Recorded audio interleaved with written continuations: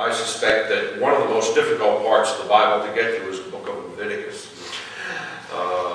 It's one of those difficult things. Perhaps the only thing more difficult than the book of Leviticus is the genealogies in Scripture.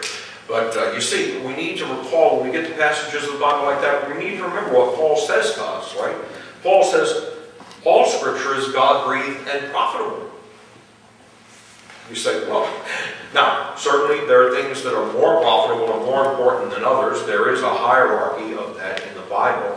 But we need to remember that God has given us all of these things for our benefit, so that we might be thoroughly equipped, Paul says, right? So even the genealogies are important. We'll talk about that one day, all right? But even the book of Leviticus. Now, Leviticus is hard because, you know, I, the Lord your God, am holy, be holy in all you do, and then you get these things about one thing. Well, let me read to you from J. Adams what he says about these holiness laws. He says, for example, the clean, unclean requirements of the Old Testament distinguished such things as foods the Israelites could or could not eat, and what kinds of clothing they could or could not wear.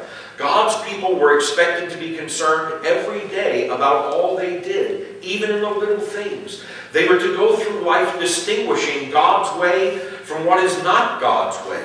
Yet such biblical thinking today has been replaced by a mentality that permits no sharp contrasts. All is gray. There is no black or white, good or bad, right or wrong. Those who try to think and live according to biblical ideals are accused of majoring in minors. He goes on later in this book and says, may I suggest that all problems of arbitrariness are resolved when you see the clean, unclean system as a means of alerting the Jews to the fact that all day long, every day, and whatever he does, he must consciously choose God's way. Choices about food, clothing, farming techniques, justice, healthcare, holidays, and methods of worship were made either God's way or some other way. In other words, the clean, unclean system was designed to develop in God's people an antithetical, or if you will, a discerning mentality.